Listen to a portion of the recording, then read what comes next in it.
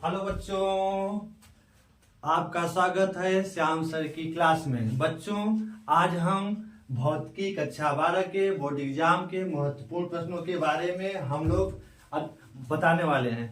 देखिए बच्चों, बहुत हम महत्वपूर्ण प्रश्न आपको बता ही दें, लेकिन अगर आपके पास जज्बा नहीं है पढ़ने की, वो जज्बा आपके पास नहीं है तो आप इन प्रश्नों को बहुत लिख ही लेंगे, बहुत नोट ही कर लेंगे, लेकिन उसका कोई अर्थ नहीं निकलता। इसीलिए बच्चों, आपको चाहिए कि आप इसको अच्छे से पढ़ें। आपके पास इसको पढ़ने की कुछ जज्बा होनी चाहिए, इसको सलूशन करने, इसकी प्रैक्टिस करने के लिए आपके पास जज्बा अपने अंदर होनी चाहिए, जिसके आधार पे आप इन प्रश्नों को अच्छे से तैयार करके और अपने बोर्ड एग्जाम को क्रैक कर सकते हैं। चलिए बच्चों, इसी से जुड़ी हुई थोड़े से हम आपको मोटिवेशन बताते हैं, जिसको आप समझ करके आप इन क्वेश्चनों को अच्छे से तैयार करके और अपने बोर्ड एग्जाम को क्रैक करें। चलिए बच्चों, देखिए बच्चों, इसको आपको तैयार करने के लिए अपने अंदर जज्बा होना चाहिए खुद का। इसके लिए साथ हम शुरू करते हैं। देखो बच्चों, हौसलों के आगे कोई नहीं होता। यदि आपके पास हौसला है तो कोई ताकत आपको पढ़ने से रोक नहीं सकती। हौसलों के आगे कोई नहीं होता, कड़े परिश्रम का कोई विकल्प नहीं होता। दिल में जज्बा है कुछ कर दिखाने की, दिल में जज्बा है कुछ कर दिखाने की, तो जलते दियों को आंधियों का डर नहीं होता, आंधियों को डर नहीं होता। अर्थात बच्चों, आपके पास इनको तैयार करने की जज्बा होनी चाहिए, जिसके आधार पे आप अपने बोर्ड एग्जाम में अच्छे नंबर प्राप्त कर सकते हैं। अगर आपके पास कोई जज्बा नहीं है तो आप कुछ भी हम दे दें टॉपिक, कितना भी हम टॉपिक दे दें, लेकिन आप कुछ भी तैयार नहीं कर सकते हैं। इसीलिए आपको जरूरत है जज्बे की। अगर आपके पास जज्बा है तो आप इन क्वेश्चनों को अच्छे से तैयार कर सकते हैं। चलिए बच्चों, पार्ट 1 का महत्वपूर्ण क्वेश्चन है जो कि बोर्ड एग्जाम से रिलेटेड है।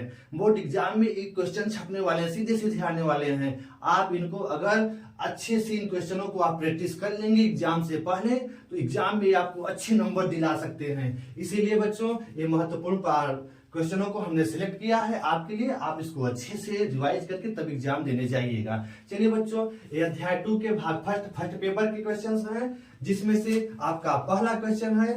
पहला क्वेश्चन क्या है?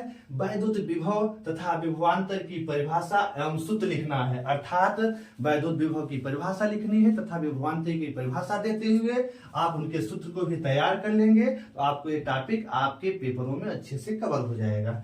दूसरा क्वेश्चन जैसा है बच्चों, इलेक्ट्रॉन वोल्ट की परिभाषा एवं उसका क्या लिखना है? सूत्र भी लिखना है। इलेक्ट्रॉन वोल्ट की परिभाषा देते हुए आप उसके सूत्र को भी लिखिए, और इसको आप अपने लिख करके कापियों पे आप बच्चों प्रैक्टिस कर लीजिए, जिससे कि आप बोर्ड एग्जाम में एकदम आने वाले क्वेश्चन हैं, सिलेक्टेड क्वेश्चन हैं, इसको आप आसानी से लिख सकते हैं।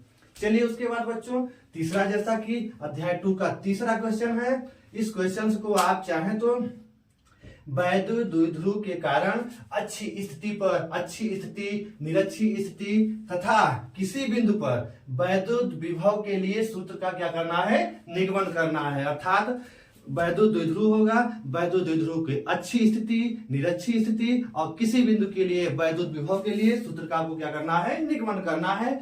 जैसा कि आपने अपने सिलेबस में पढ़ा होगा, उसके आधार पर इसको एक बार रिवाइज कर लेना। इन तीनों डेरिवेशनों में से कोई एक डेरिवेशन जरूर आपको एग्जाम में देखने को मिल जाएगा। एग्जाम में एक डेरिवेशन जरूर मिलेगा, इसीलिए बच्चों इन तीनों डेरिवेशनों को आप अच्छे से तैयार कर लीजिए।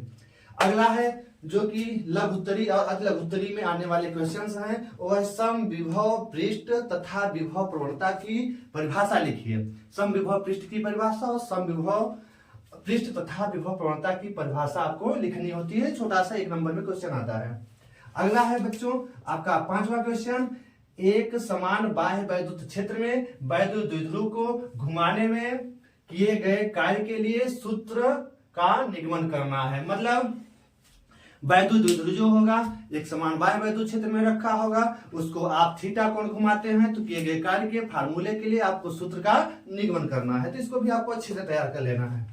फिर इसी अध्याय का दूसरे ही अध्याय का आपका 7वां जो कि सिलेक्टेड मोस्ट इंपॉर्टेंट क्वेश्चनों में आने वाले क्वेश्चन है, इस पे सवाल भी बनते हैं, वो है आपकी संधारित्र की धारिता से आप क्या समझते हैं? संधारित्र की धारिता ज्ञात कीजिए जब संधारित्र की प्लेटों के बीच परावैद्युत पदार्थ भरा हो। इसमें दो क्वेश्चन बन सकते हैं बच्चों। एक तो बन सकता है जब संधारित्र की प्लेटों के बीच परावैद्युत पदार्थ आंशिक रूप से भरा हो या फिर पूर्ण रूप से भरा हो। दो क्वेश्चन इस तरह से बन सकते हैं। आंशिक रूप से बनेगा तो उसका आपको डेरिवेशन तैयार करना है, और अगर पूर्ण रूप से भरा है परावैद्युत पदार्थ तो उसका भी आपको डेरिवेशन तैयार करना है। इस पे दोनों क्वेश्चन आप अच्छे से तैयार कर लेंगे। या बच्चों एक इसी ही टॉपिक का एक है संधारित्र से जुड़ा हुआ संधारित्रों का संयोजन, श्रेणी एवं समांतर क्रम संयोजन। इससे एक न्यूमेरिकल जरूर आता है जो कि 2 नंबर या 3 नंबर में रहेगा। इसका न्यूमेरिकल बहुत इजी होता है। एक बार इनके आप फार्मूले का प्रैक्टिस कर लीजिएगा, एक आप थोड़ा इस पे न्यूमेरिकल प्रैक्टिस कर लीजिएगा, जिससे इस पे आपको एक सवाल देखने को जरूर मिल जाएगा और आप इस टॉपिकों को अच्छे से कवर कर लेंगे बच्चों।